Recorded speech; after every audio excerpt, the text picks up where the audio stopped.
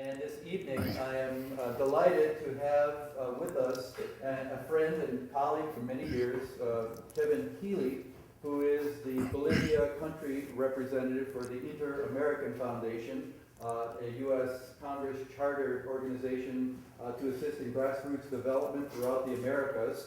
But he is not speaking in his capacity here on the topic of the theme tonight, in his capacity as the project director for Bolivia for the Inter-American Foundation. Rather, he's speaking in his capacity as an academic because he is also a adjunct professor at Georgetown University and at George Washington University, where he teaches courses on social movements, on development, and a range of other topics having to do with Latin America.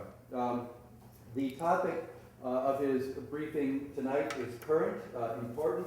Obviously, we see the issues with the drug trafficking and drug trade and narco trafficking in Mexico, and what dramatic impacts that's having on the U.S., it's having on Latin America in general. And in this case, Kevin has been an expert on issues of the drug trade within the Andean region, understands it, understands the patterns, understands its impact on indigenous populations and on Bolivian society in general. And so the theme for tonight, the title of his briefing, is the Andean region in the global cocaine economy, changes, continuities, and change. And with that, I should say briefly as well, all of you are probably familiar that after the talk, and I hope you have a good range of questions for Kevin as well, we will have a reception immediately outside the door here, so you have a chance to talk with Dr. Healy if you wish.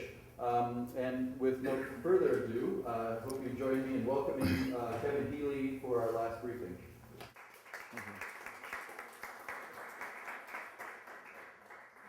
Thank you, Alan, for that very lovely introduction. It's a pleasure to be back on your campus. I've visited a number of times over the last 20 years, thanks to Alan Colada's invitations and your very dynamic Center for Latin American Studies. It's a real privilege. I know these are excellent students in these classes, and I appreciate your interest in Latin America and the Andes, and Chicago's longstanding interest also in Bolivia, where I've spent a lot of my career. So it's a pleasure to be back here. I have, as I said, a development background, and I also teach. I'm interested in security issues as well as development issues.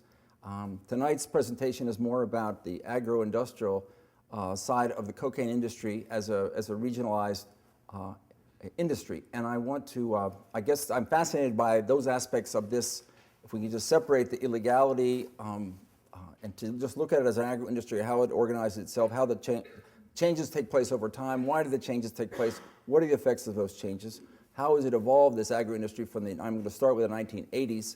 I think that was a key decade in scaling up this industry, as well as scaling up a lot of the forces that have forced it to adapt and change and restructure and so on. When I talk about the regional cocaine industry, I'm really thinking of the primary producer countries of Bolivia, Peru, and Colombia. But as I'll talk with, they also annex other neighboring Andean countries for certain types of services for this industry, and certain types of also roles within the division of labor, as well as non-Andean countries such as Paraguay and so on, that also play a role. And of course, all of Latin America and almost in all of Central America and the Caribbean plays a role as transit countries who have a function in moving drugs to the final markets in the United States and Western Europe, and even in some of the regional markets like Brazil and so on. So I'm interested in the 2 decades of the 1980s and the current decade that has just passed by. As I mentioned before, if we look at a regionalized industry, we want to look at things like the division of labor and the interdependencies, the functional parts that the 3 producer countries have in relation to one another, and then perhaps beyond that in the larger ring of Andean countries. I think it's very helpful to look at the 1980s and then compare it to this recent decade, because it brings out into relief certain major changes, some of which you're probably very familiar about, but maybe it's a way to think about them a little bit differently. I think the forces that have caused the changes in restructuring and reorganization of the industry are both market forces, market strategies by trafficking organizations, as well as the effects of drug control efforts. And we can go over the whole list of those drug control efforts that have impacts, on short-term impacts on strategies and location of different sites of production and processing and transport and transshipment and markets, in fact.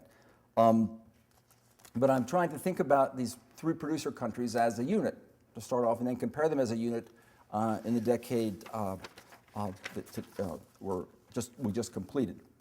In the 1980s, we could start there and talk about this scaling up of the cocaine is regional industry in the Andes, which scaled up in a very major way, mostly driven by the demand. Cocaine became the recreational drug of choice in the United States.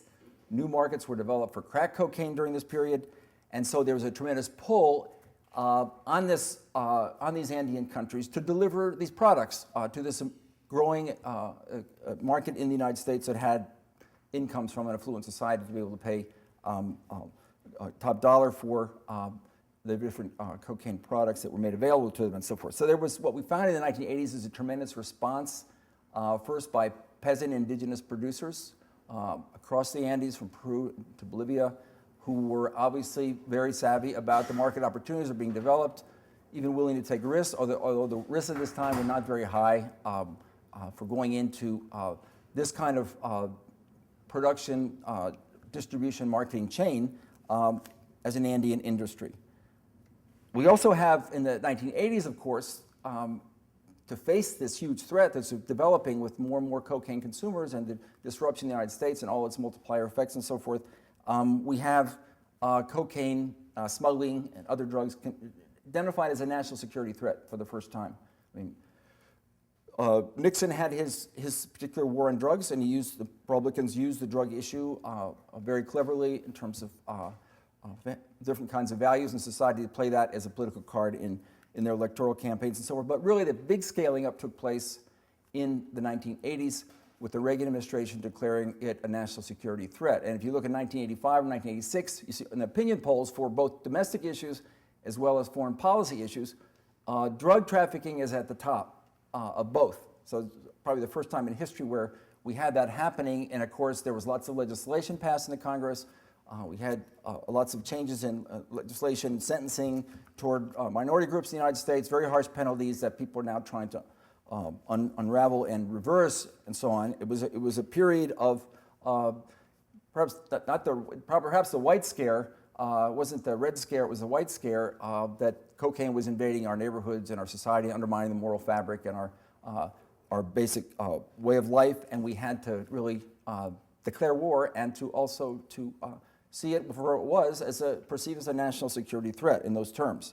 And so at the end of that decade, we have more militarized approaches following this whole notion of national security. And the Bush administration, the first Bush administration, was able to put into place through a number of summits with leaders of the Andean producer countries and new agreements. And it was really with these three producer nations, they created bilateral agreements to implement a number of drug control programs in the Andean areas. The 1980s is really the period when we have putting in place all these different programs and mechanisms and so forth for interdiction, for eradication, for alternative development, that we're going to be the machinery to implement. This war's going to go on for several decades and so forth, and try different programs, try to adjust how the different members of the industry were adjusting to the programs, and move ahead accordingly. So I think it's also important when we look at and during the 1980s, say also the cocaine, it scaled up violence in different societies. I mean, Colombia, even cities in some of the areas, neighborhoods of Medellin and so forth, started having higher levels of violence because of the law enforcement efforts against some of the major cartels, like the Medellin and the Cali cartels, which led to violent conflicts and so forth. Also in the Brazilian favelas, we have a scaling up of the violence, more sophisticated weapons in more hands, more people able to finance the purchase of weapons, which made the favelas more dangerous as places to live.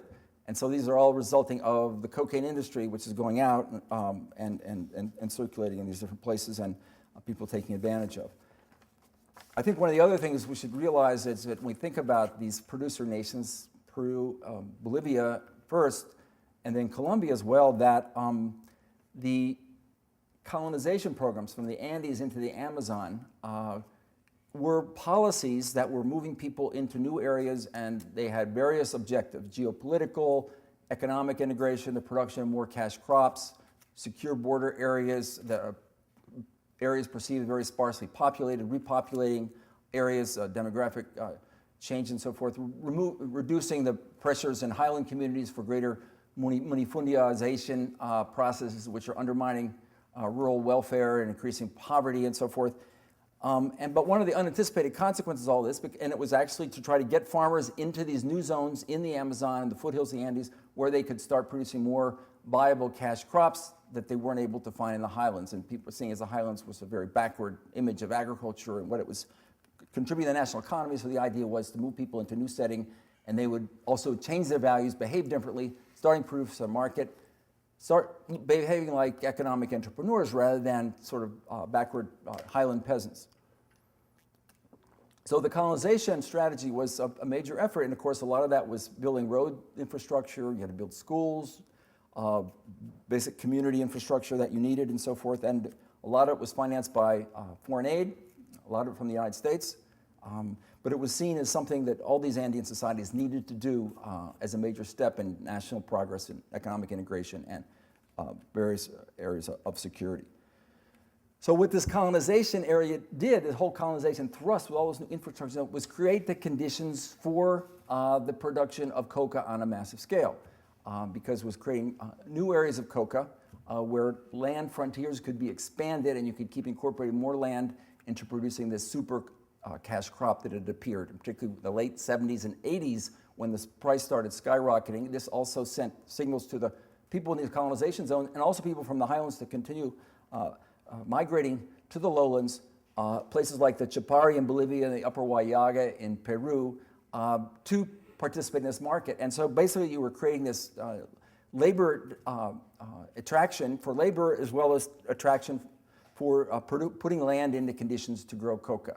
And so the colonization policies were implemented mid-century much more forcefully in these two countries and also in Colombia.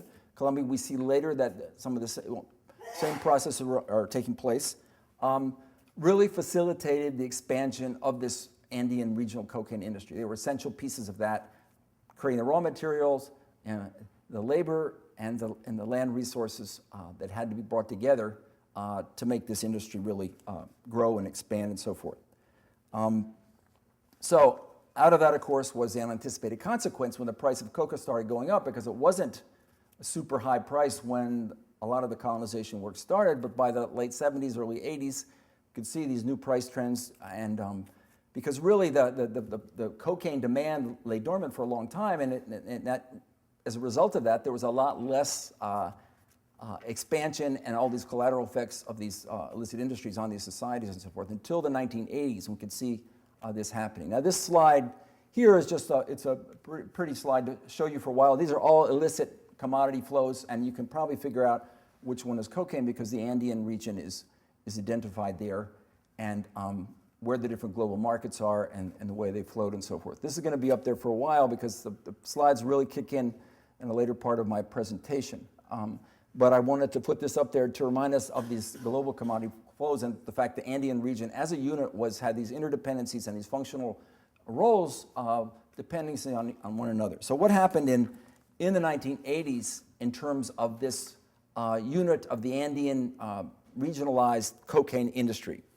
We have a division of labor that's created. The major expansion of the leaf for this new market is taking place in Bolivia and Peru.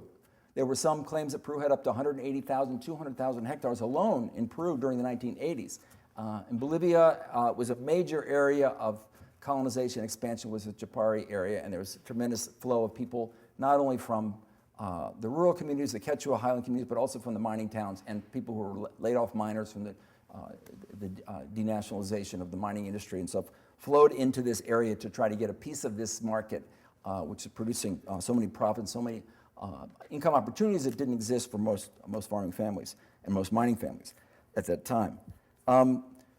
In Bolivia and Peru, so we have this massive production of the coca leaf, and we also have this new sort of value-added processing of coca into coca paste, which the peasants who migrated down gradually were able to also learn how to do and to increase their income, not only from the leaf, from harvesting the leaf and so forth, but also by incorporating the paste making, these little maceration pits. It did very minimal investment, and then they had to get access to precursor chemicals like kerosene and other sulfuric acid, which are produced in these countries, and they were able to access them through other kinds of smuggling channels and routes and participation. This is set up because the paste is being flown up from Bolivia and Peru to Colombia, and it's often taken up on Colombian plains by the Medellin cartel, and they take it into places like the Tisi and the Putumayo, where they have drug labs, in the Antioquia, which is where the region where Medellin is situated, and they have their processing labs to do refined cocaine. And then, of course, the Colombians take over the transportation, the marketing, wholesaling, even some retailing into U.S. Markets in the United States. And this was also facilitated by Colombian immigrants who had gone to the States in the 60s and 70s, who were now living in places like the Bronx and so forth, and they had their own networks and cultures and organizations, and the Medellin and subsequently the Cali cartels, as these large trafficking organizations, could plug into with this refined cocaine. So we have this division of labor between the producer coca paste, coca leaf countries, and the coca refineries, where the cocaine refineries were set up. And so these were all, and the Medellin cartel, of course, in the United States was like this invincible force that was taking over the world, and there was panic, and people were nervous about how powerful they could become and what the damage they could do in our cities and our communities and so forth, because they looked so powerful. And Pablo Escobar, cover of Forbes magazine, one of the wealthiest men in the world, and so forth, who was commanding it, was a very vertically integrated, hierarchical organization of hundreds, maybe thousands of employees that were working in these cartels. So we have that picture. We have armed groups like the FARC in Colombia that at this level, 1980s, were just taxing the industry. They saw it they were living in a lot of these rural areas, also in the colonization zones, trying to build a political base, a revolutionary base to overthrow the Colombian government. And they saw this as something they could tax. And this is very similar to what happened in Peru with the Shining Path. They saw the industry as something they could tax, and they moved from Ayacucho into these coca-producing areas because it was, again, a source of revenue for purchasing weapons and fighting the Peruvian state and waging this war that persisted for a whole decade and produced so much violence and counter-violence and so on. And so in Colombia, we also see heightened political and social violence, although these groups were participating at a lower niche in the value chain, which was not at the wholesaling or the trafficking into the big markets in the United States or Western Europe. So we have also what was very characteristic about this period is that most of the cocaine shipments were going through the Caribbean, much smaller percentage, 20, maybe 10% to Mexico, through the Mexican border.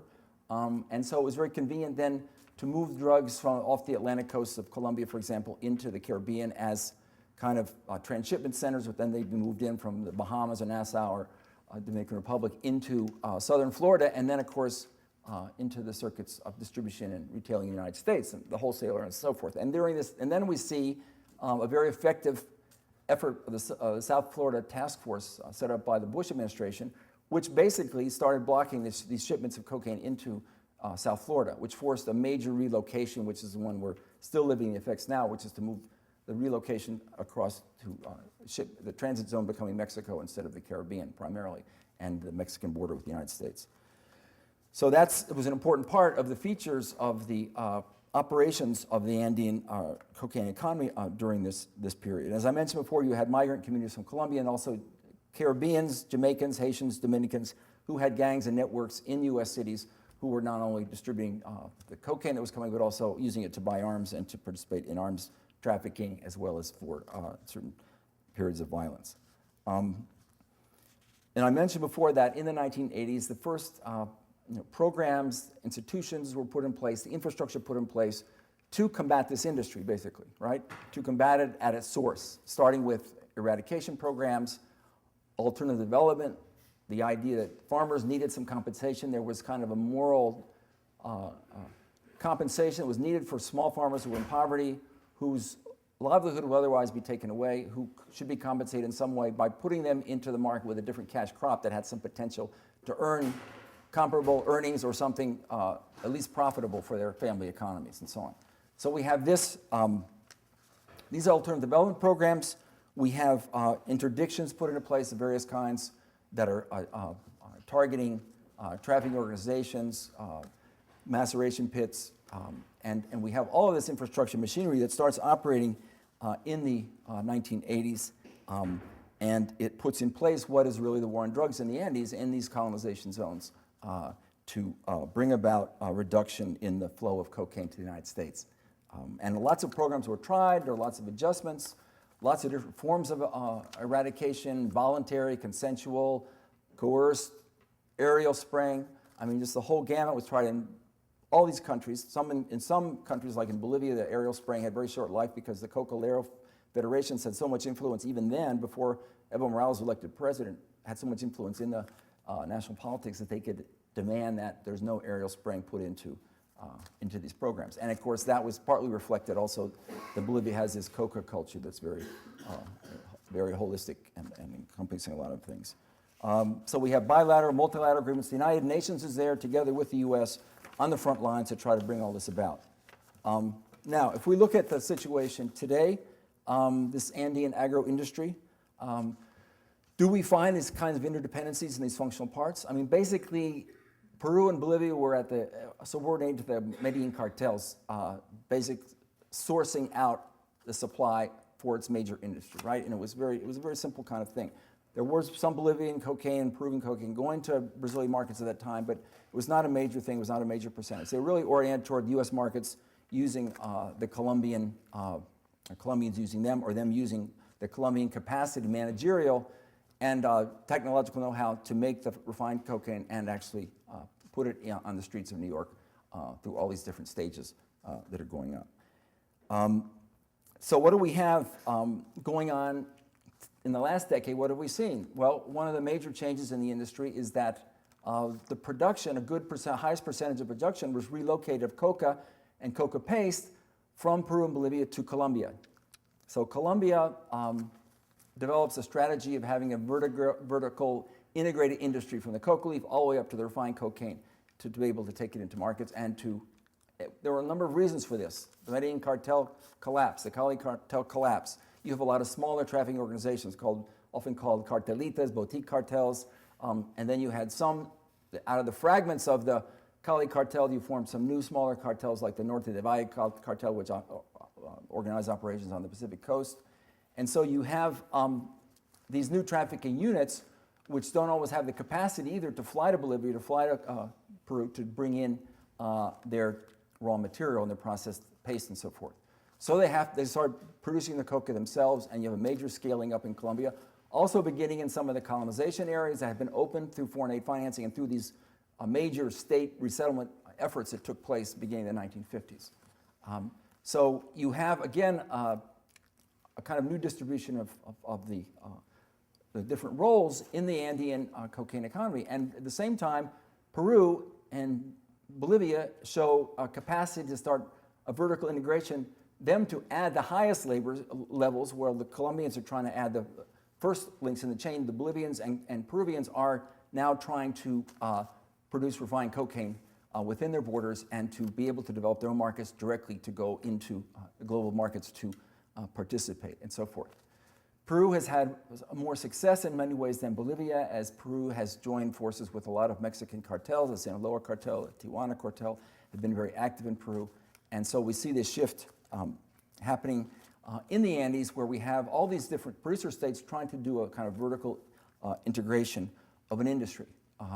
But we also see that they remain various functional specializations. They didn't become purely vertically integrated industries that were autonomous, that operated in the global markets, but they still were interconnected with the other producer states. And here we see, for example, that Bolivia, now Bolivia became a transit and a place for processing final stages of Peruvian cocaine. So Bolivia fits in between Peru and the market as a transit site, as well as a site where cocaine would undergo further refining, and then it would be taken out to Brazil and to Europe from there. Let me just say here that this is a picture of the Medellin cartel and the way they were moving drugs into South Florida in small planes.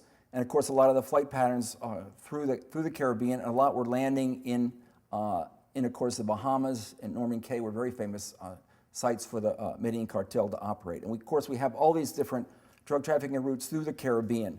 And then we have this shift, again, toward the Mexican border, which appeared gradually. It took place over a number of years.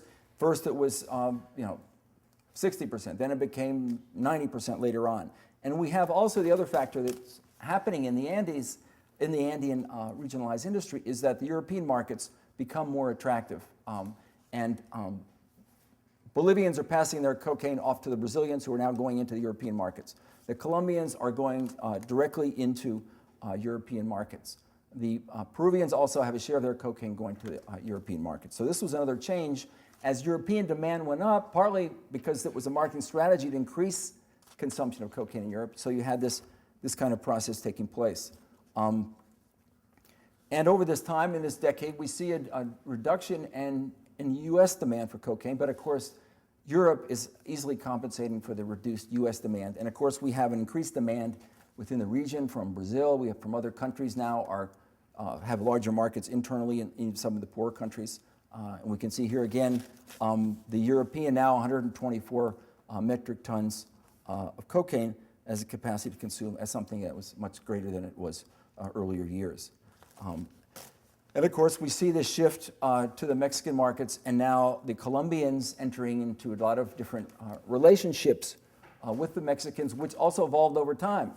At first, the Mexicans were just hired to help move the drugs across the border, and then the Mexicans demanded 50-50. Now the Mexicans acquire the drugs from the Colombians, and they take over the market. So the Colombians, in a sense, the Andean drug industry has lost a market, control of a market, which they had for several decades, because the Mexicans now have taken over that market and have operated very well. But most of the cocaine obviously continues to come from Colombia, and a major share from Peru, which has really scaled up in recent years. That you have Peru's joint ventures, its strategic alliances with Mexican cartels, and you have Peru participating at the highest level of the production of the final product for these illicit markets and so forth. So Peru has surprised a lot of people, and we see the cultivation of hectares. And again, there are lots of debates because the UN has different measurements from AID or the US Embassy, and so we have different measurements in terms of what's really being produced. And some argue that the Colombians have made a lot of increases in productivity of the leaf, and so it means the older calculations of how much of the leaf it takes to produce a certain quantity of cocaine are underestimated because the Colombians have made some major important shifts in this. So we see Bolivian cocaine in the division of labor no longer is going to Colombia. Bolivian cocaine now is going to, and it's being processed at the highest levels, and it's also sold as semi-processed cocaine because there are markets for that in Brazil. Most of Bolivian cocaine now is to Brazil. It's gone eastward toward in the growing markets in Sao Paulo and Rio. And I'll show you a little bit later some slides of some of the trafficking organizations that are moving the cocaine into the favelas from Bolivian production sites. What's also interesting about the Bolivia case is that, let's see, I'll go back here, I'm on Peru here. Let me just flip through these Peruvian, and let me just show you these are pictures from the trafficking routes from Peru. You can see how it's become more diversified, and how before just relying on supplying Colombia, now we see moving through Central America, moving along the Pacific coast up to the United States, moving into different parts of Europe, into Western Africa. And so we see Colombia is very, and actually arrows going south, which we'll talk about in a minute. And so Peru now shipping over 224 metric tons of cocaine into the European markets. We can see the Mexican is very solidified. And we can see here in this chart that if you look at the Mexican traffickers and where they've been arrested, you see in Peru is by far the highest number. because there's a much greater presence of the cartels from Sinaloa and Tijuana and so forth in Peru. And basically, they've had a contact with Peruvian drug industry from the 1980s. However, now it's really scaled up, and again, we're going for the final products that are being processed inside Peruvian territory. The other thing is that there's a greater role in overseeing these cocaine labs from Mexican traffickers, Mexican cartel chiefs, who come and actually reside in Peru and they get involved. They just don't come down and buy and run. They come down and they get involved in the drug industry. So what we see here is, again, a transnational industry is taking shape, the Andean industry, and we're seeing the Andean industry also, its new coherence, the new roles that transnational actors are playing within the Andean drug industry. So Peru is now, it's been reported that Peru now is producing more cocaine than Colombia. There's been a huge increase in leaves, but also there's an interesting factor here of drug control enforcement, that the Colombians are much better, perhaps have a longer experience, more sophisticated with interdiction of lots of different cocaine markets, but the Peruvian seizures are only a pittance of what the Colombians are able to do. So that means that there's a lot less that are eliminated en route to the final markets are coming from Peru and the Mexican cartels than there is from Colombia, where there are major losses time and again. And so Peruvians now are putting more cocaine into markets because of that reason than the Colombians, even though the Colombians have a lot many more smuggling rings and so on. So here's again some pictures of Peru, and you can see what's happened as a result of this transformation of Peru becoming a more significant actor as an Andean actor and in the drug industry. You see port cities in Peru being incorporated as important sites for smuggling in large boats and small fast boats and so forth up the Pacific coast. And organizations around Trujillo and around some of these port cities, new mafia organizations that are now heavily into smuggling. And you have these, you can see across coming from some of the rural areas, these red lines showing where the coca is coming from. We can see here some of the coca growing areas and their linkages to Trujillo and other coastal cities as they process the drugs on site in those areas as well. And the other interesting thing is I mentioned that Peruvian cocaine is going to Bolivia. In Colombia, we have the rise of lots of new trafficking organizations over this last decade, as this integrated industry has replaced the major actors of the 80s and early 90s, which are the two major cartels, into much smaller trafficking organizations, some also regionalized that are purely drug trafficking, like this trafficking organization on the coast of Colombia near the city of Buenaventura. And they take advantage of Buenaventura, which is one of Colombia's big Pacific ports, and this, beginning with the Cali cartel, has had a lot of cocaine smuggling from those ports, and they know that those ports and the waterways and those neighborhoods and so forth, and are able to dominate in those markets. And what's happened as a result also is of this huge incorporation in the Pacific coast of Colombia. In the more recent decade, they've been included as actors, a lot of the Afro-Colombians. They've been included both as victims of the violence and displacement and so on, but they've also, a sector of the Afro-Colombian community has been able to use the drug trade as upward economic and social mobility to acquire more wealth, go into neighborhoods that weren't able to live in before, to buy up nice homes, and then to have incomes, and to also, by the way, into politics, influence political parties, and have a say over political parties and their policies toward the drug trade and so forth. We also have actors, the FARC, as I mentioned before, became in the 1990s in this Andean regionalized industry, became also major players in drug trafficking, not just taxing the industry as they did in Sendero, but also tried to engage also in the management of transnational networks into these major markets in Europe, the United States, Central America, and so forth.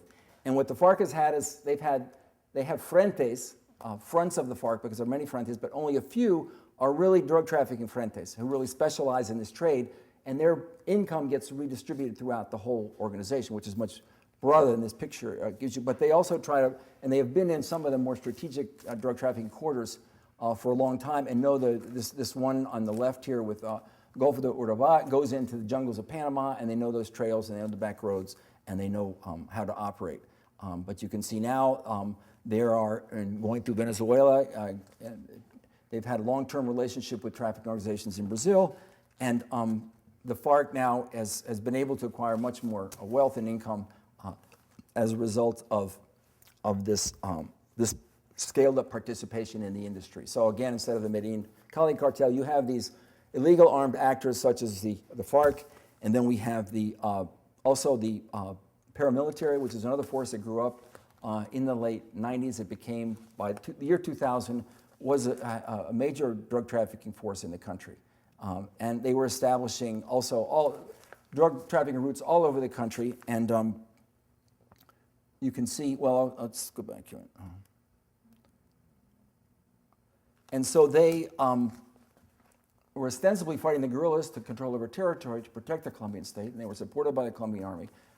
But they also learned the drug trade and found it very lucrative. It became a source of financing for their weapons to be able to do battle with the guerrillas, and sometimes doing battle over drug trafficking routes so they could get more control of those markets and bring in the incomes. Now, the paramilitaries, unlike the guerrillas as a trafficking organization, use their revenues also to buy weapons, but also buy their way into politics, and they influence a lot of local, regional, even national politics in Colombia.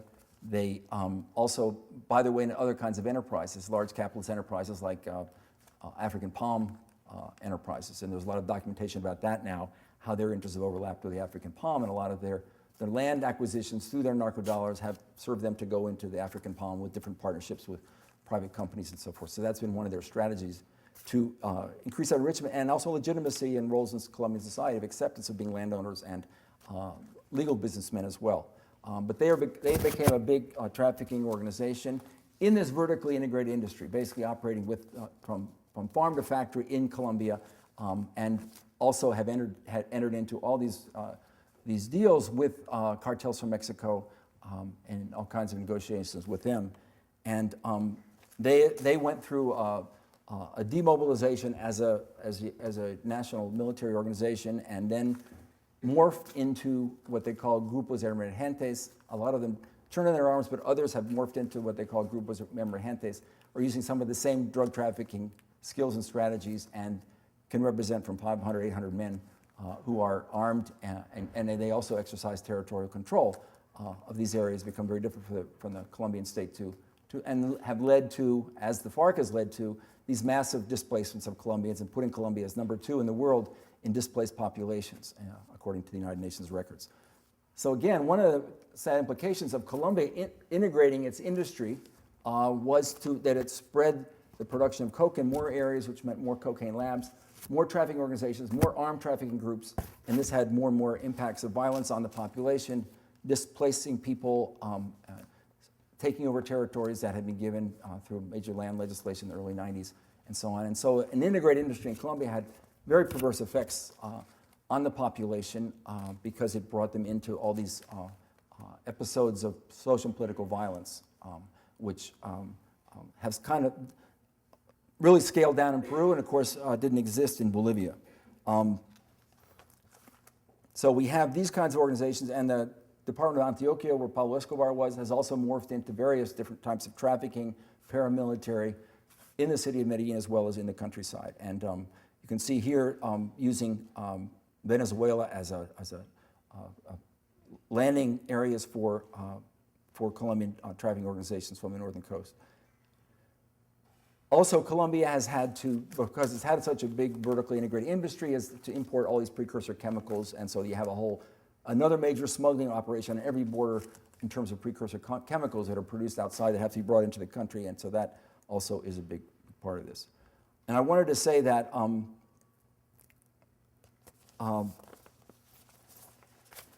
that these Andean countries also have had a propensity to incorporating neighboring Andean societies for certain types of functions to enhance their trafficking, their laundering drug dollars. Panama was incorporated many years ago by the Colombian drug cartels to be financial services for laundering drug dollars. And Panama used to be part of Colombia. It's got financial infrastructure where there's a lot of illicit money kept in banks and so forth. And this was very convenient for the Colombians to be able to use that as a service, financial services for laundering drug dollars. And we see in Venezuela case too, for a lot of transshipment and transit through Venezuela into the Caribbean or up through Central America have been also very key operations, and they've provided a lot of landing strips, safe havens, areas where the FARC might go to for rest and so forth. And we also see in Ecuador, which is not often thought of as a major player in the Andean cocaine industry.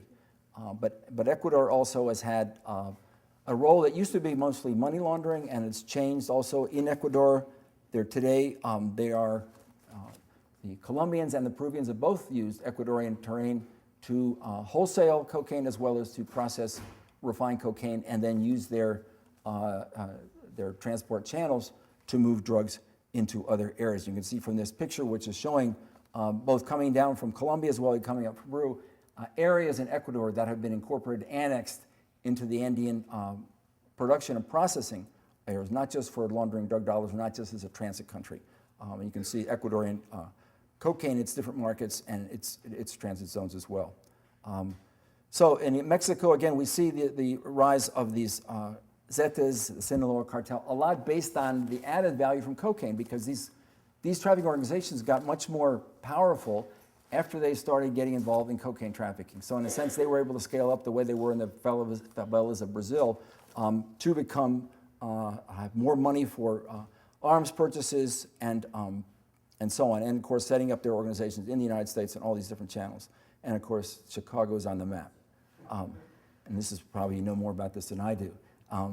But anyway, the Bolivian part of this, again, just going back for a minute to Bolivia, we don't have major trafficking organizations in Bolivia. In fact, the DEA, as far as we know, has not, except with one exception in recent months, but has not requested anybody to be extradited from Bolivia. They're mom and pop type trafficker organizations.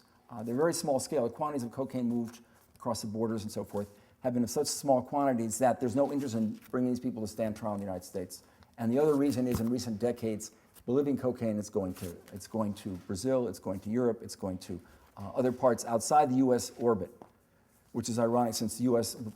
decertified Bolivia, whereas Bolivian cocaine has really disappeared. And one of the reasons for that is that the Plan Dignity, the major eradication with conscripted troops in Bolivia in the 1990s, really had an impact on these markets as well. And so that was a period that led to this whole shift in cocaine going out toward Brazil. And so we see an impact from Plan Dignidad, which has had long-term consequences for the United States, because Bolivian cocaine is now no longer going to the United States. They talk about 1% perhaps. And so those who designed the Plan Dignity, who worked in the U.S. Embassy, can feel pride because they've stopped the flow of Bolivian cocaine. It has been replaced, unfortunately, by Peruvian cocaine and Colombian, Mexican cocaine that's coming. Another phenomenon about Bolivia is that we have a government that's very pro-coca, which throws a whole new monkey wrench into the whole thing about eradicating crops. And Evo Morales has been accused of being really soft on eradication and having very voluntary and consensual relations with the producers. He's from the Chapare, the major coca and coca paste-making area of Bolivia. He still sees himself as a leader of the Chapare. He goes there, he spends time, often on weekends. This is the federations that he grew out of. 23 years ago, he was a local leader who was just starting out in the community producing coca for the market. And then his whole career moved up into politics and so forth through labor activities and so forth. So there's a whole debate about whether Bolivia being soft on the Chapare, on coca, and working out new different policies that are not as coercive has led to greater cocaine production. And we can see that in these statistics which the government has put forth, we still see that the seizures of coke itself, the arrests, the seizures of cocaine in tons, the different operations realized. In fact, the number of operations realized are going way up, but the numbers are not going down in terms of the effects and outcomes according to official statistics. So, and this is what's generally used in all these, by UN and all these governments, about whether things are getting worse or better. And yet we have this, recently there was a general who had been the counterintelligence person in the narcotics office who was arrested, and one of the maps they put out was these are the places that he was working with distribution rings for cocaine. And you can see, so Bolivian cocaine is going all over the world, but very little is going to the United States. And here also is a map showing Bolivia's very strong integration into Brazilian markets. You can see from this map as well, lots of small planes flying across the border. Drug trafficking organizations buy up lands, they buy up ranches on Brazilian territory, which become the landing strips, and then the cocaine is then downloaded and taken into Brazilian cities over various routes. So you can see it's a very busy trafficking going on because Brazil is a big market, and the production even of coca has relocated to some of the national parks. In the northern Yungas region of Bolivia, there's a frontier that's gone down farther north into the foothills of the Andes, into the jungle of the Alto Beni. And so the production of coca has had some variation from the past, and we have trafficking organizations all over. And we also have Andean peasants who now are operating cocaine factories on a small scale, but nonetheless, and you have traditional Andean organizations like IUs who have taken over the cocaine factories operations and are working with transnational actors who come in from other markets and other trafficking organizations, and they come from Chile, from Brazil, from Argentina, to buy, and these people can now start selling. Now, this is not permitted by the government, but it takes place in Bolivia until they get caught. But it's more of that kind of production which seems to characterize the picture today. And we also have a lot of isolated locations in Santa Cruz where we have larger laboratories, mega laboratories with large workforces, which also are working through Colombian managers and Colombian technology advisors. And so it's almost as though Colombians are just buying up property in Bolivia or renting property which they can then set up their drug labs. So here we see again another way that Bolivia is integrated into the regional cocaine industry. It's through Colombian management, Colombian know-how and techs, and of course all the knowledge they have about trafficking networks and markets and so forth is very important. So we have that kind of combination. So unlike the 1980s where the Colombians would just come in and buy their coca paste and take it out, we have Colombians now offering a different kind of service and also having a role that can be dominating too in pressuring the Bolivian producers. And I wanted to say that Paraguay, also a southern country here in the southern cone, also is an area, because of the lack of aerial interdiction and radar and so forth, that cocaine, it's an artery, it's a drug trafficking corridor where cocaine moves from Peru, from Bolivia, from Colombia into Paraguay, and then it's moved into Brazil, on Brazilian markets. Paraguayan, Brazilian contacts are very effective, particularly through the Comando Vermelho organization, which is one of the primary drug trafficking organizations in Brazil. And they reach into Bolivia. They have joint ventures in Bolivia. They reach into Paraguay with all these networks, and Paraguay's a big supplier of marijuana. And they bring these, the cocaine. You can see here a number of people and their responsibilities. They bring that cocaine through their networks from the atacadista, who's the kind of wholesale buyer, and they take it into the favelas and work through the various donos who are leading capos, small-scale capos, in these favelas, who work through these different managers of marijuana and through their security forces with the soldados. You can see the gerente, the cocaine, and going down to the retail level and selling directly to favela dwellers in Brazil, taking Bolivian cocaine, taking Paraguayan marijuana into these networks. So I think it's important to see how the Andean region now is integrated into Brazilian markets in a very powerful way, and this is impacting, and of course it's putting stress on Bolivia-Brazil relations. As the U.S. is downsizing its foreign aid to Bolivia and eliminating a lot of programs, Brazil is trying to scale up and fill some of that vacuum. Brazil and Bolivia are starting to do bilateral agreements on border control, sharing intelligence, introducing technologies and so forth. That's kind of inevitable growth because that's where the market is going. It seems to be very logical.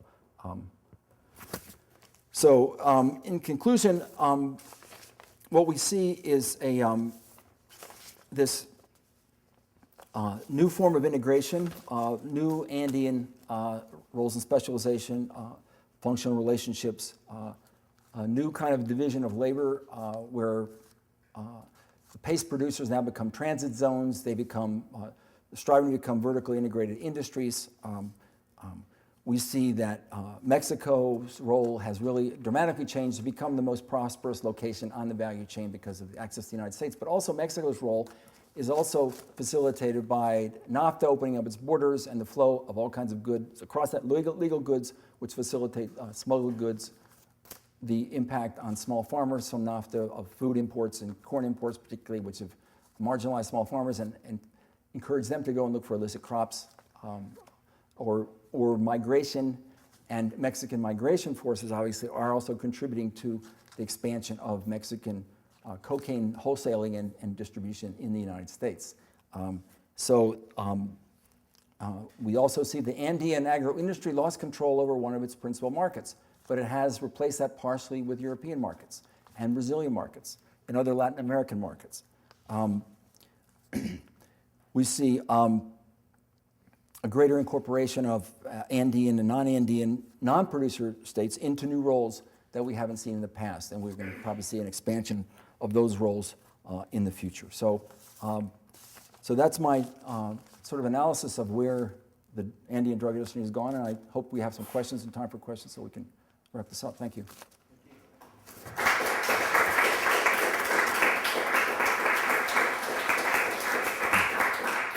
We do indeed have time for questions. I have a whole bunch of questions here on this fascinating. This is sort of like a really interesting ethnography of an industry, and we don't really think of the drug industry as an agro-industry at the scale, at least I haven't thought of it in those terms, and the way the colonization zones, which were set up as development alternatives, based on a misperception of the possibility of production in the highland area, moving it into the more tropical zones, and then that suddenly becomes the center for an expansion, a massive expansion of coca production in the cocaine industry, which suggests to me, again, one has to be careful about what wants. I mean, the unintended consequences are extraordinary. I have a whole bunch of other questions, but I'd rather open it up to the audience first to see if you have any other specific ones, and then I'll get back to my own. That's I'm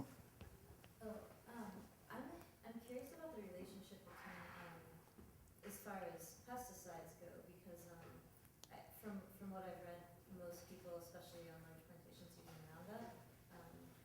Is that correct? I'm sorry, could you repeat that question?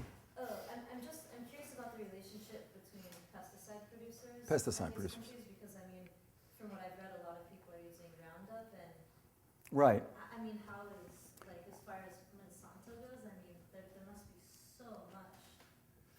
Well, one of the sad things about this industry, it's degrading the Amazonian environments because it's using a lot of chemical, both not only for production to increase yields as well as to dumping in rivers and for the processing, but also you have from the drug control efforts from the aerial spraying, and that's where you use Roundup, and that's also having a negative impact on the environment. So it's the industry, the effects that control the industry are all sadly combining to have more and more negative consequences. I would say too that Colombia's incorporation into the industry in a massive way, expanded coca throughout the country, also it had a very detrimental effect on the environment because so much biodiversity was lost because of the expansion of coca into new areas because of spraying would push people farther into the frontier to incorporate new areas, which meant more deforestation, more of that. And so then the spraying itself has some negative environmental impacts. So that's a very complicated issue. And in the industry, if you're going to evaluate it, if you're going to compare it to soybeans, I mean, one of the interesting things about this industry is it employs a lot of small farmers, right? Which is not like soybeans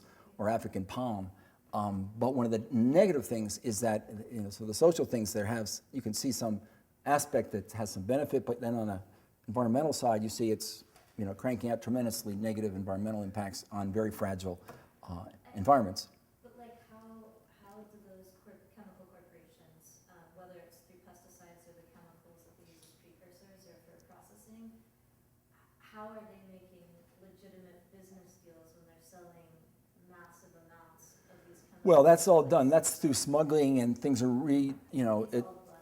Right, it's all black market. You can't sell, I mean, they put a lot of strict controls in the Andean countries on these kind of imported chemicals that are used for drug processing.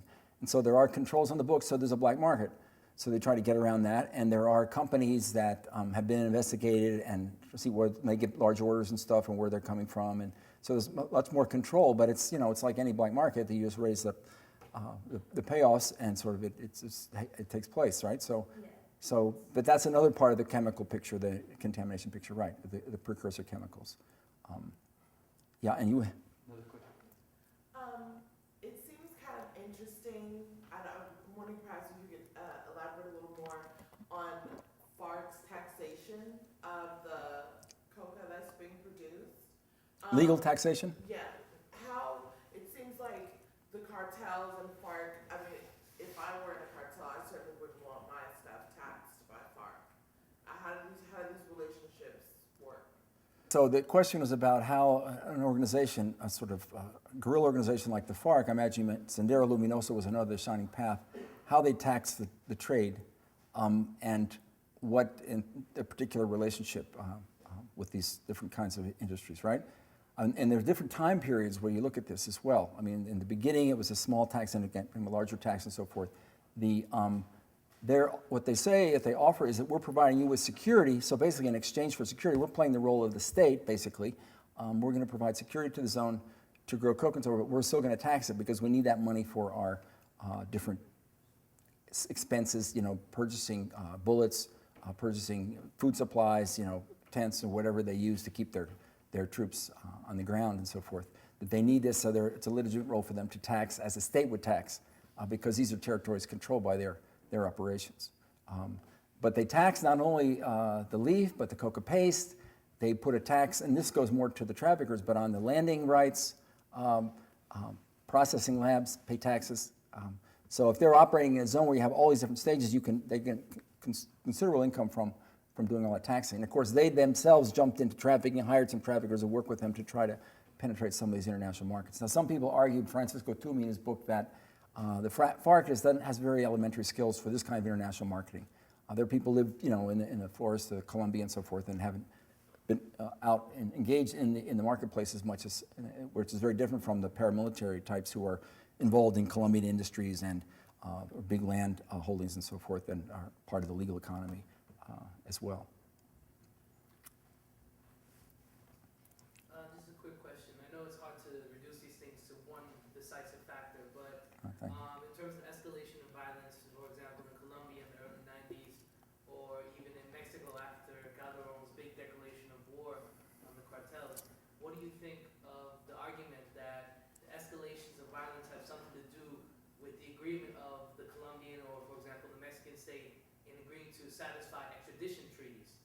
Because I'm thinking, for example, in the Colombian case, one of the big demands that ended the Plomo Plata campaign was the recognition that nobody would be extradited to the United States in the early 90s as a condition of ending violence. Can you speak to that? Right, it's very interesting. Today, extradition, I was going to mention one of the changes in the decades of the 80s when it was very difficult to extradite to the United States. And now, in both Mexico and Colombia, there's been more people extradited in both those countries in the last 2-3 years than there has been in the last 25. So the extradition is really accelerating.